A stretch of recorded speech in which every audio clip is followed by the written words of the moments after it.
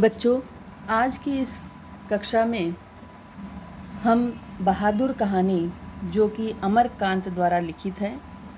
अमरकांत हिंदी कहानी क्षेत्र के एक ऐसे नाम हैं जिन्होंने दैनिक व्यवहार और मध्यम वर्गीय परिवार को लेकर कहानियाँ लिखी हैं। बहादुर कहानी की कथा वस्तु बहादुर के कार्यकलाप और व्यवहार से संबंधित है। इस कहानी में एक ऐसे लड़के की कहानी है जो नेपाल का रहने वाला है और अपनी माँ के अत्याचारों से पीड़ित होकर घर से भाग आया था।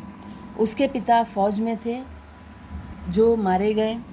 युद्ध में पिता के मारे जाने पर माँ उसे तरह तरह से प्रताड़ित करती है और उनके व्यवहार से दुखी होकर वह भारत भाग आता है। बहादुर बहुत ही हंसमुख, परिश्रमी और ईमानदार बालक था। लेखक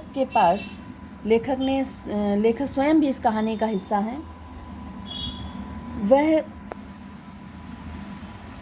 बहादुर के कार्य व्यवहार से बहुत खुश होते हैं और उसे अपने यहाँ नौकर रख लेते हैं। इस प्रकार कथानक साधारण जीवन की घटनाओं को लेकर चलता है। बहादुर कहानी के पात्र निम्न तथा मध्यम वर्गीय जीवन का प्रतिनिधित्व करते हैं। बहादुर निम्न वर्ग का प्रतिनिधित्व करता है।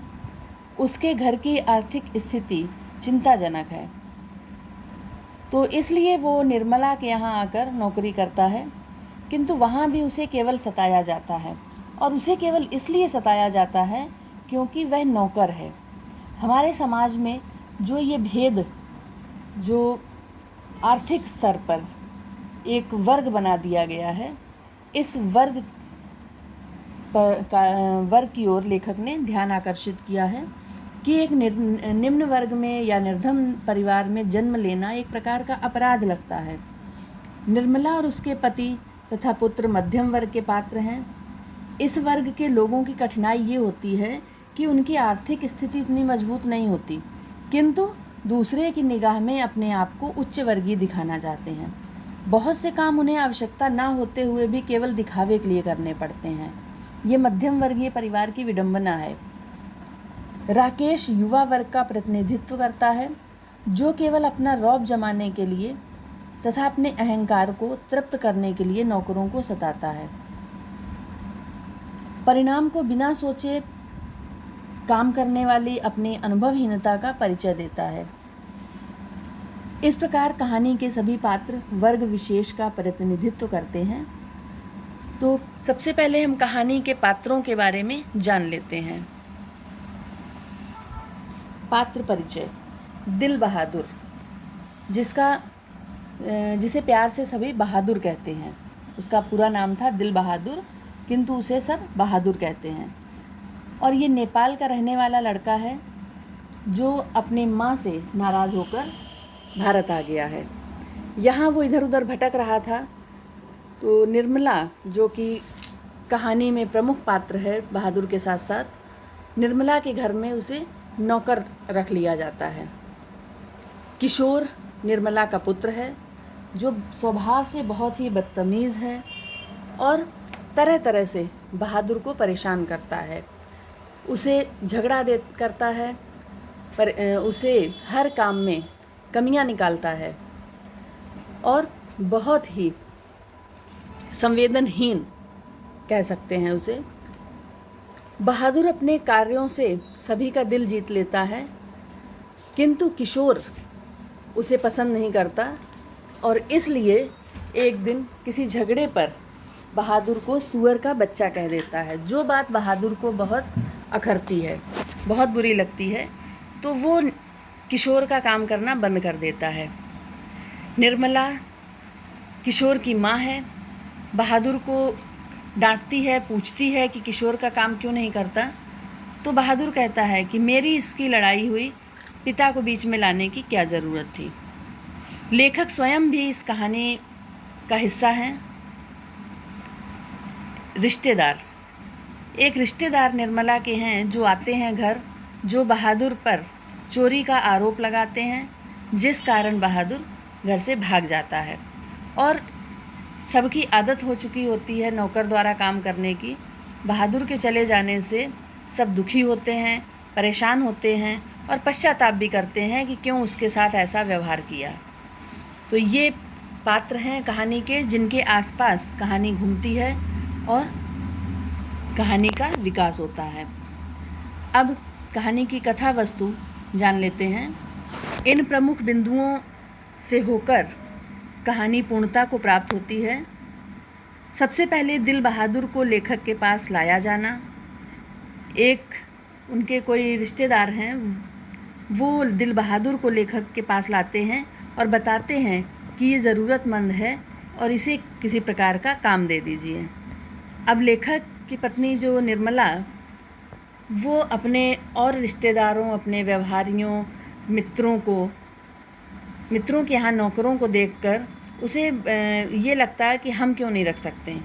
मध्यम वर्गीय परिवार में यही सबसे बड़ी कमी होती है कि उनकी आर्थिक स्थिति भले इस योग्य ना हो कि नौकर रख सकें, पर दिखावे के लिए।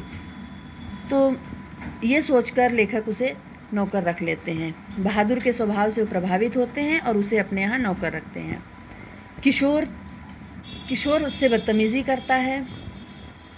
निर्मला के रिश्तेदार द्वारा बहादुर पर चोरी का आरोप लगाना, बहादुर के प्रति घर वालों का कटुतापूर्ण व्यवहार और फिर बहादुर का घर से भाग जाना, घर वालों द्वारा बहादुर को ढूंढना तथा पश्चाताप करना, और यहीं पर कहानी समाप्त होती है।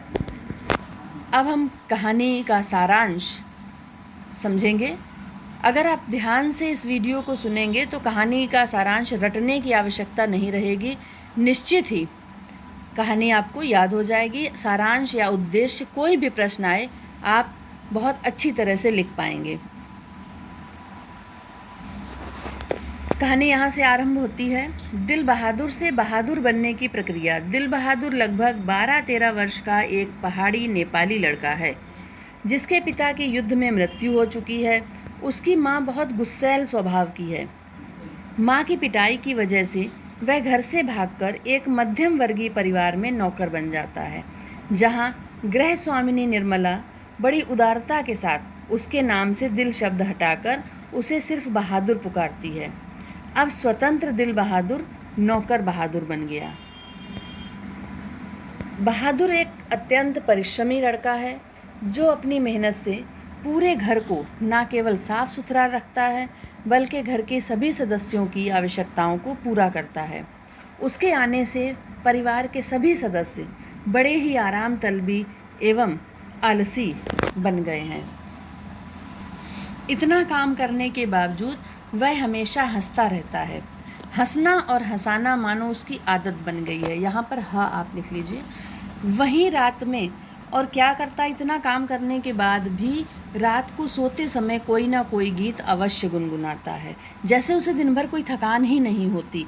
ये केवल उसकी कर्मठता, उसके कार्य के प्रति निष्ठा ही थी जो इतना काम करने के बावजूद वह हंसता रहता।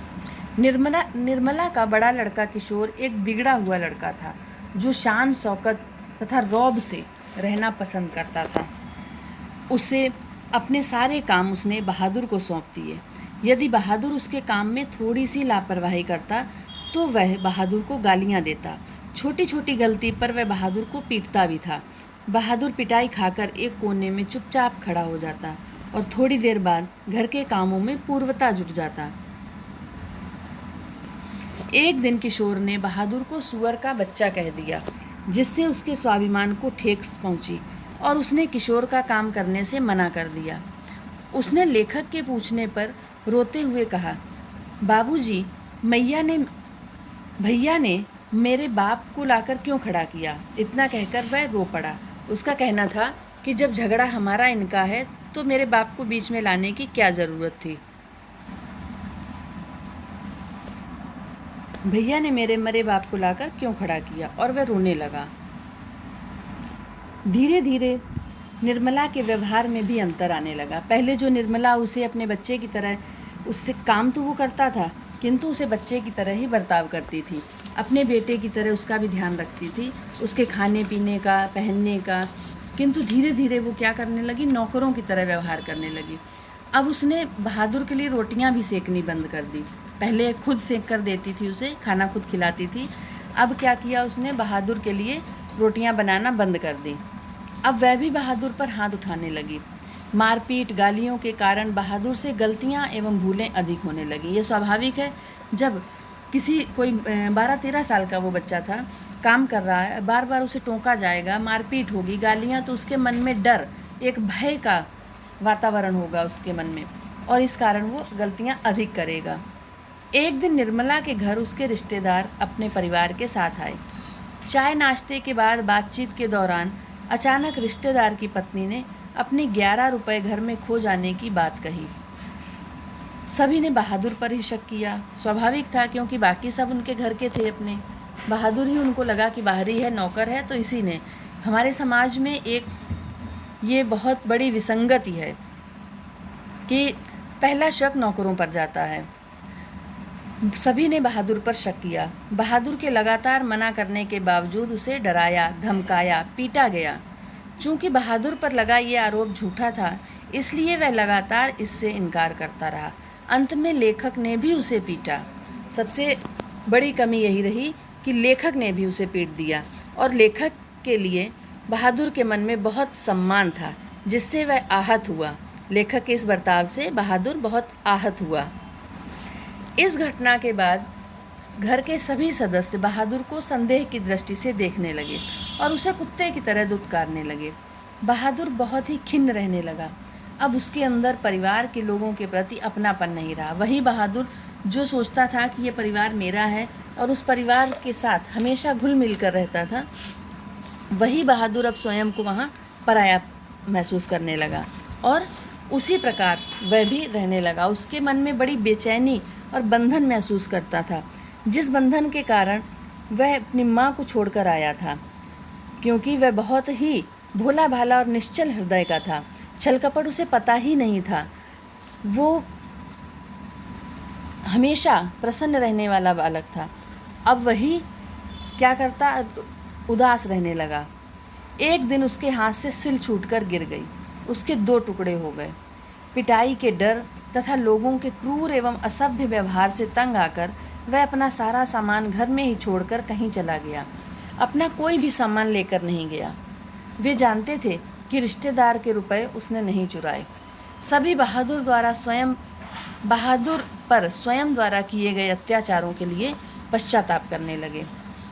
सबको पता था कि रिश्तेदार के पैसे बहादुर ने नहीं चुराए, फिर भी उसे बार बार मारा, डांटा, उसे कोसा, गालियाँ दी। बहादुर सब सहन करता रहा। अब जब उससे एक दिन सिल टूट गई तो उसे लगा कि फिर मेरे साथ वही बर्ताव होगा। परिस्थितियों ने वहाँ से भागने के लिए बहादुर को विवश किया।